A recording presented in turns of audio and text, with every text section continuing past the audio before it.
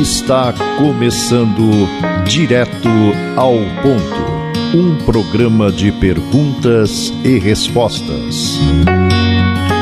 Direto ao Ponto, a sua dúvida analisada de forma lógica e equilibrada. Direto ao Ponto, uma realização do grupo Os Mensageiros.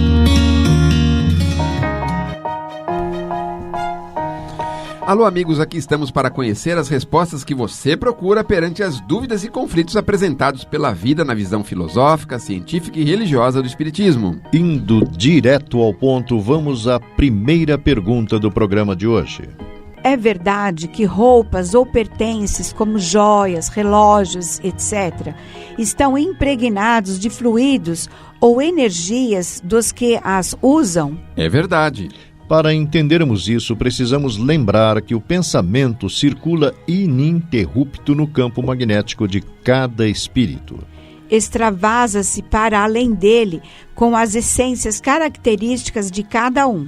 Queira ou não, cada alma possui no próprio pensamento a fonte inestancável das próprias energias. Correntes vivas fluem do íntimo de cada inteligência a se lhe projetarem no halo energético. Estrutura-se assim a aura ou fotosfera psíquica, à base de cargas magnéticas constantes, conforme a natureza que lhes é peculiar.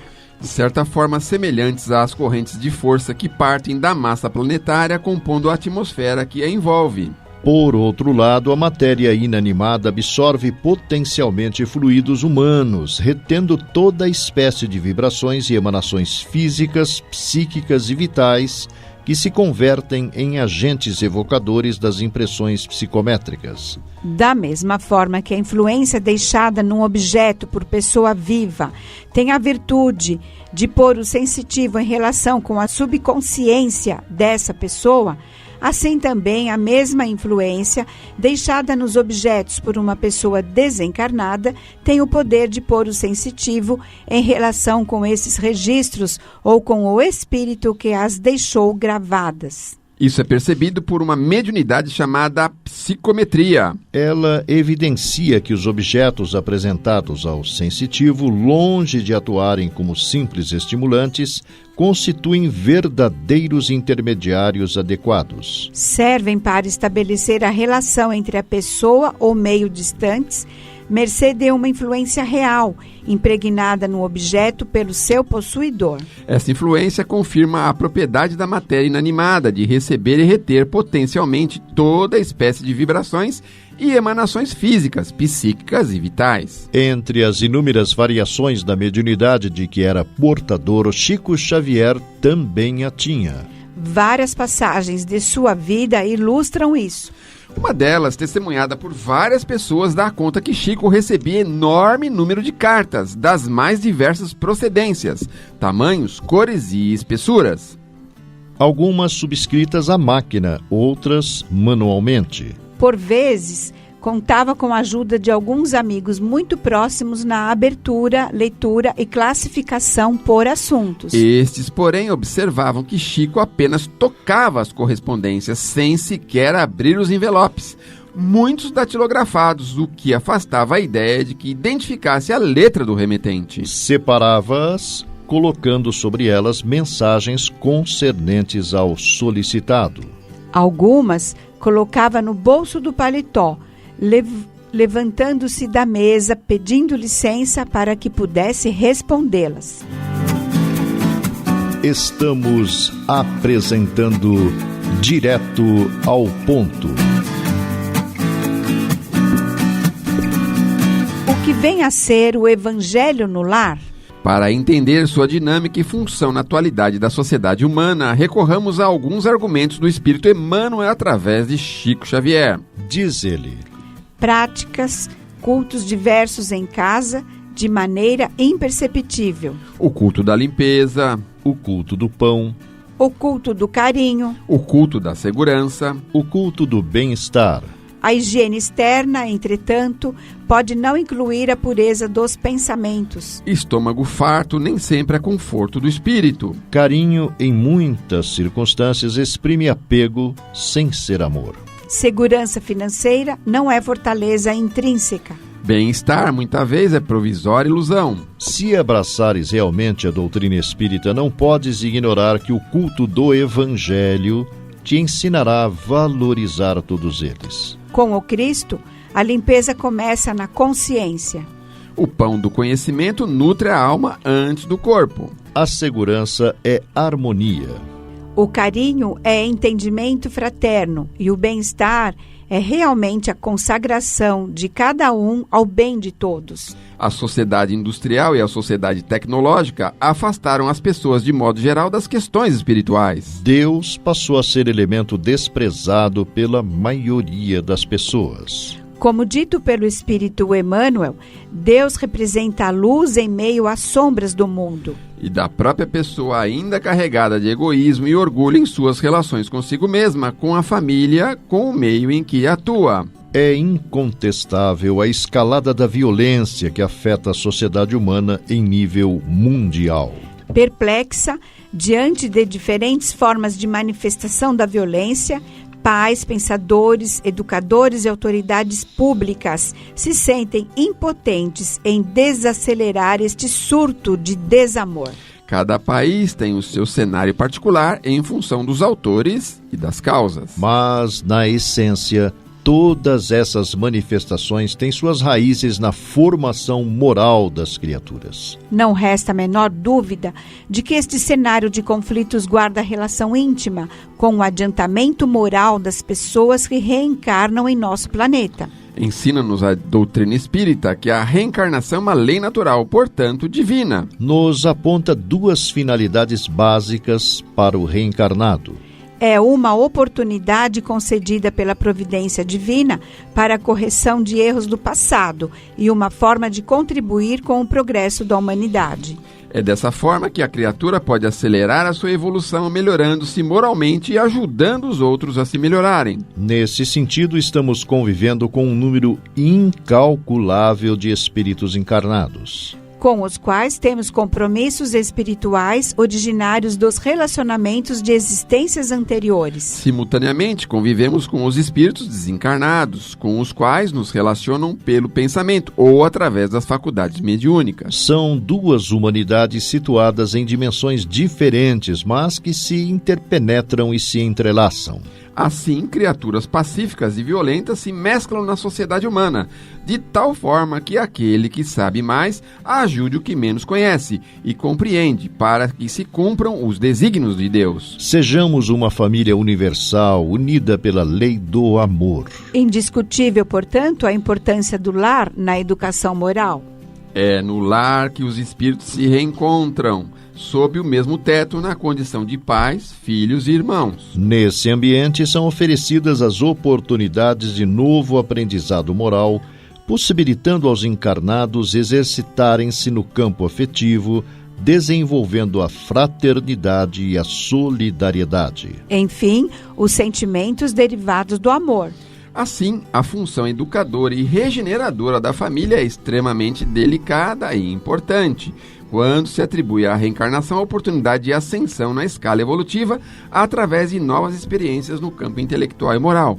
Coerente com essa visão, como afirma o próprio Espírito Emmanuel, a melhor escola ainda é o lar, onde a criatura deve receber as bases do sentimento e do caráter. Diante disso, é fácil entender a importância da formação de um núcleo do Evangelho entre as paredes do próprio lar, porque se a doutrina espírita é o Cristo em luz para a humanidade, acima de tudo, é a luz do Cristo no coração. Uma dúvida surge naturalmente, pois nem todos os integrantes da família comungam das mesmas ideias. Tem algum sentido fazermos evangelho no lar sozinho, sem a companhia de amigos ou familiares? Vai na sequência uma bela história do Chico Xavier que responde a essa pergunta. Em meados de 1932, o Centro Espírita Luiz Gonzaga, lá em Pedro Leopoldo, estava reduzido a um quadro de 5 pessoas. José Hermínio Perácio, Dona Carmen Pena Perácio, José Xavier e Dona Geni Pena Xavier, além, é claro, de Chico Xavier. Os doentes e obsediados surgiram sempre, mas logo depois das primeiras melhoras desapareciam como por encanto. Perácio e sua senhora, contudo, precisavam transferir-se para Belo Horizonte por impositivos da vida familiar. O grupo ficou limitado a 3 companheiros. Dona Geni, porém, a esposa de José Xavier, adoeceu e a casa passou a contar apenas com os 2 irmãos. José, no entanto, era celeiro e naquela ocasião foi procurado por um credor que lhe vendia couros. Credor esse que insistia em receber os serviços noturnos numa oficina de arreios em forma de pagamento. Por isso, apesar da sua boa vontade, necessitava interromper a frequência ao grupo pelo menos por alguns meses. Vendo-se sozinho, o médio também quis ausentar-se. Mas na primeira noite em que se achou a sós, sem saber como agir, Emmanuel apareceu e lhe disse: Você não pode afastar-se. Prossigamos em serviço. Como assim? Não temos frequentadores? E nós? Disse o espírito amigo. Nós também precisamos ouvir o Evangelho para reduzir nossos erros. E, além de nós, temos aqui numerosos desencarnados que precisam de esclarecimento e consolo. Abra a reunião na hora regulamentar. Estudemos juntos a lição do Senhor. Foi assim que o Chico abria a pequena reunião com uma prece às 8 da noite em ponto. Em seguida, abria o Evangelho segundo o Espiritismo ao acaso e lia essa ou aquela instrução, comentando-a em alta voz.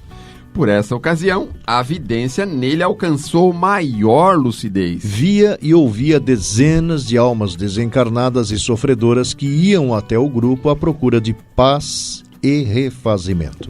Escutava-lhe as perguntas e dava-lhes respostas sob a inspiração direta de Emmanuel.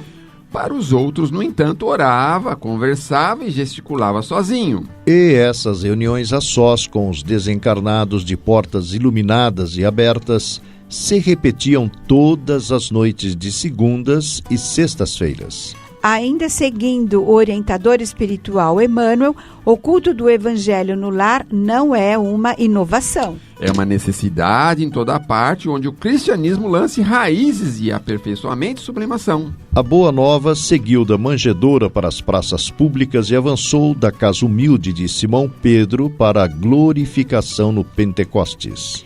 A palavra do Senhor soou, primeiramente, sob o teto simples de Nazaré, e certo se fará ouvir de novo no círculo dos nossos familiares e afeiçoados, com os quais devemos atender às obrigações que nos competem no tempo. Quando o ensinamento do Mestre vibra entre as 4 paredes de um templo doméstico, os pequeninos sacrifícios tecem felicidade comum. A observação impensada é ouvida sem revolta. A calúnia é isolada no algodão do silêncio. A enfermidade é recebida com calma. O erro alheio encontra compaixão. A maldade não encontra brechas para insinuar-se. E aí, dentro desse paraíso que alguns já estão edificando a benefício deles e dos outros, que o estímulo é um cântico de solidariedade incessante. A bondade é uma fonte inexaurível de paz e entendimento. A gentileza é inspiração de todas as horas. O sorriso é a sombra de cada um. A palavra permanece revestida de luz, vinculada ao amor que o amigo celeste nos legou. Somente depois da experiência evangélica do lar, o coração está realmente habilitado para distribuir o pão divino da Boa Nova junto da multidão. Não esqueçamos assim os impositivos da aplicação com o Cristo no santuário familiar, onde nos cabe o exemplo de paciência, compreensão, fraternidade, serviço, fé e bom ânimo. Sua realização é bem simples.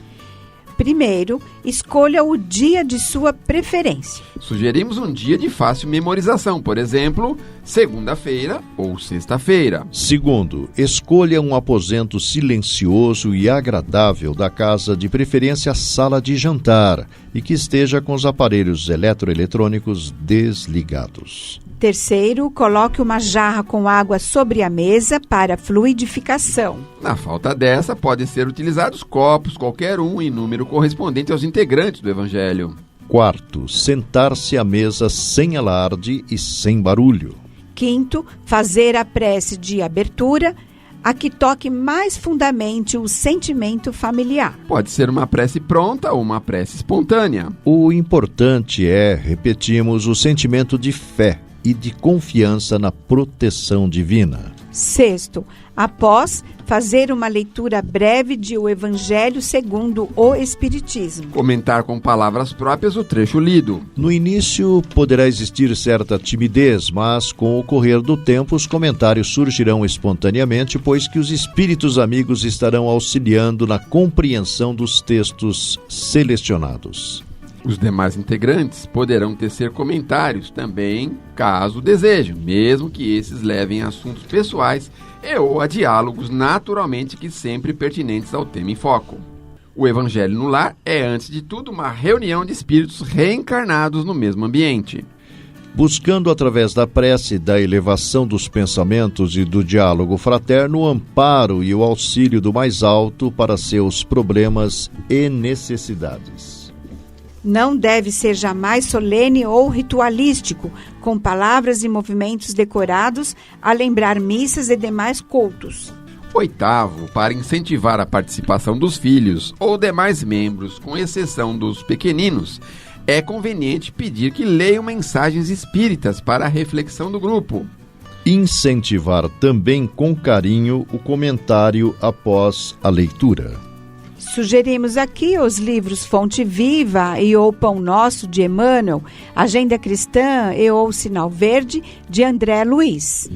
Nono, proferir a prece de encerramento e rogar como exemplo pela paz, harmonia, saúde e felicidade dos membros da reunião e de todos com os quais convivem. Desejando rogar também pelos doentes, desamparados e infelizes da terra. Por último, pedir a bênção de Deus para os familiares desencarnados sem temor. A lembrança da prece alegra e pacifica os que partiram. É completamente desaconselhável qualquer manifestação mediúnica durante o Evangelho no Lar. Servir, após a prece de encerramento, a água fluidificada. Tempo, o necessário para a família. Sugerimos uma reunião de 15 a 30 minutos. Música? Sim, se for de agrado de todos. Sugerimos música instrumental em volume baixo. Você está ouvindo Direto ao Ponto, uma realização do grupo Os Mensageiros.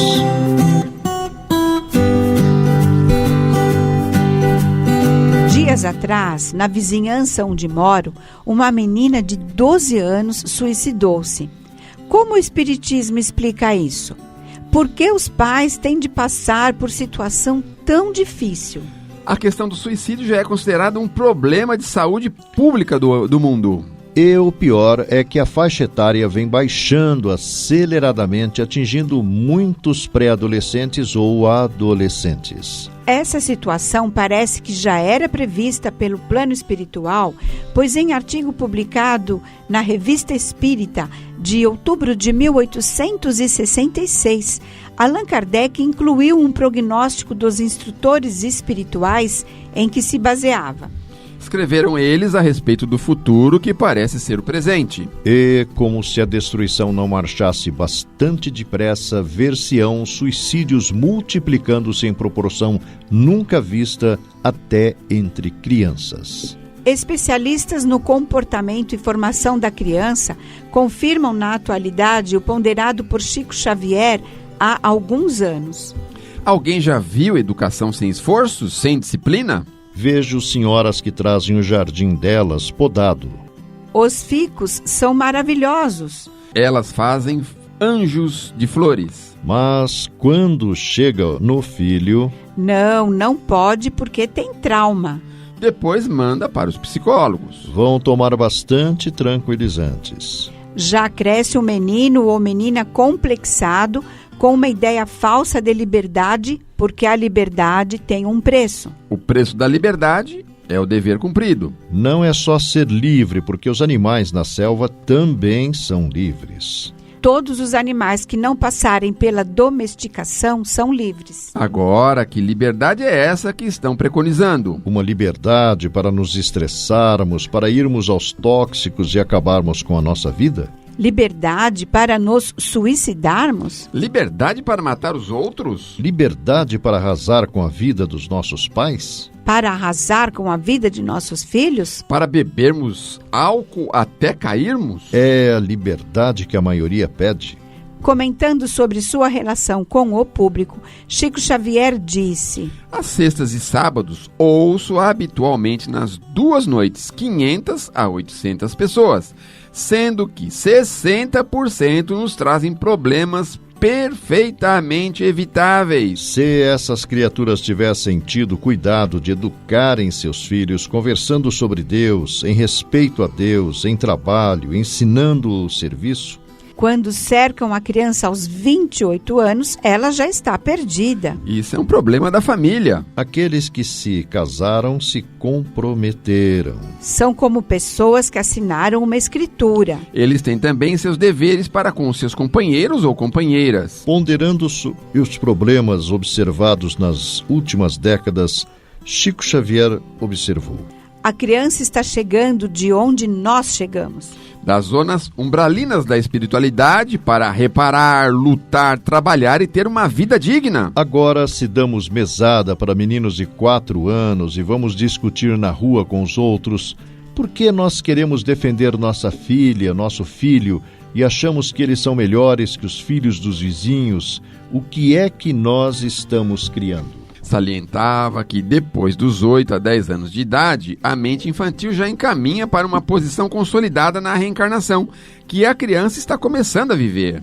Dos 10 aos 12, temos um mundo de informações para dar à criança. A nosso ver, muito necessário, porque a criança está encontrando hoje um mundo muito diferente daquele que os adultos de agora encontraram há 50 anos. Há muitos pequeninos chamados a facear problemas que só adultos conheciam há 10 anos atrás. Suicídios nessa idade não eram comuns, nem mesmo conhecidos há 15, 20 anos atrás. Crianças que sofrem a perda dos pais ou que são abandonadas por eles, se suicidam mesmo, se afogam, se envenenam, procuram armas, atiram contra si próprias. Hoje ouvimos falar de muitos crimes cometidos por meninos de 10 a 14 anos. Deveríamos tratar dos códigos que descem à maioridade aos 14. A criança é chamada a memorizar as suas vidas passadas muito depressa, motivadas pela televisão e outras coisas. Precisávamos da criação de leis que ajudem a criança a não se fazer delinquente nem viciada. O governo não pode ser responsável por todas as nossas modalidades de penúria. Não podemos exigir que nossos ministros venham a fazer intervenções em nossas vidas familiares. O problema da penúria é nosso. Não temos uma disposição muito ativa em torno da criança considerada desvalida. Nós fazemos distribuições anuais, mas nos esquecemos que criança, tal qual nos acontece, almoça todo dia, estuda todo dia, toma banho todo dia. Noutra oportunidade, Chico Xavier disse: já presenciei alguns casos de obsessão com crianças, mas muito raramente acontecem. No período da infância, o espírito conta com a proteção natural que o imuniza contra ataques de seus desafetos desencarnados. Mas quando o ódio é muito entranhado, quando o compromisso é recente, o espírito obsessor se mostra implacável. Enquanto não consegue os seus objetivos de vingança, ele não abandona a vítima. Por esse motivo, vemos crianças morrerem barbaramente. Ou ainda serem objeto de sequestros, estupros, pancadaria por parte dos pais com sequelas cerebrais irreversíveis. Esta observação de Chico Xavier nos faz pensar que a criança, que julgamos inocente, nada mais é que um espírito encarnado que traz uma história de outra encarnação, que pode ser de maldade, de abusos, de trapaças, vícios e outras mazelas. É apenas um espírito velho em corpo novo. Aquele que foi lesado por este espírito poderá ter se tornado um obsessor que o acompanha buscando vingança. Quando não consegue atingi-lo diretamente, poderá influenciar os que convivem com ele para atingi-lo. Os espíritos obsessores, muitos deles são altamente treinados na técnica de hipnotizar. Quase sempre eles hipnotizam as suas vítimas quando elas se retiram do corpo no momento do sono. Por esse motivo, muita gente acorda mal-humorada e violenta. Se soubéssemos o que nos espera no além, não dormiríamos sem recorrer aos benefícios da prece. Os espíritos que são nossos desafetos nos espreitam. Se não tivermos defesa, eles farão conosco o que bem entenderem. Há obsessões terríveis que são programadas durante o sono. Toda noite é uma sessão de hipnose. De repente, é uma agressão violenta. Dentro de casa, um crime inexplicável. Esta outra observação de Chico Xavier nos mostra quanto temos de nos rever em nossas posturas. Se nós, para cada 20% de ensinamento falado, dermos 80 de exemplo, nós resolvemos o problema. Direto ao ponto em 1 minuto.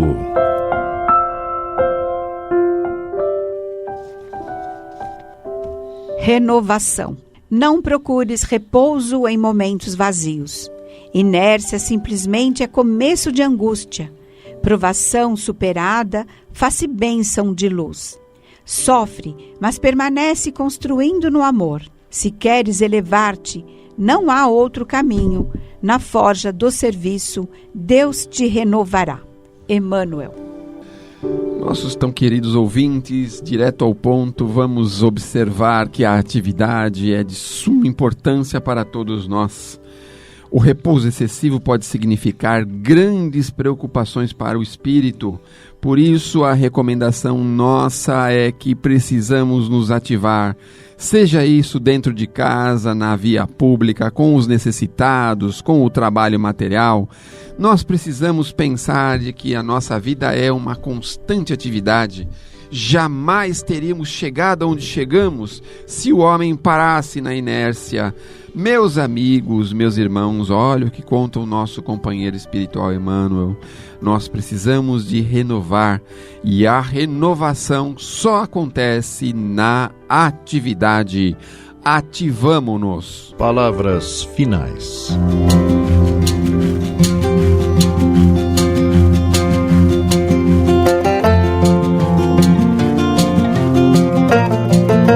O Grupo Espírita Os Mensageiros é uma entidade dedicada à difusão da mensagem espírita, sobretudo as recebidas pelo médium Francisco Cândido Xavier, e atua de forma absolutamente gratuita, tanto no Brasil como no exterior. Publica também o jornal Os Mensageiros. O Grupo Espírita Os Mensageiros tem também o seu braço social, a AME, que mantém atividades sociais no Glicério e em Carapicuíba, além de Piedade. Venha conhecer-nos. Escreva-nos para se inteirar das demais atividades do grupo, enviando-nos sua correspondência para a Caixa Postal 522, CEP 01031 970, São Paulo, São Paulo, ou pelo endereço eletrônico mensageiros@mensageiros.org.br. Escreva, enviando-nos suas dúvidas, manifestando comentários ou opiniões. Na próxima semana, convidamos você para irmos direto ao ponto.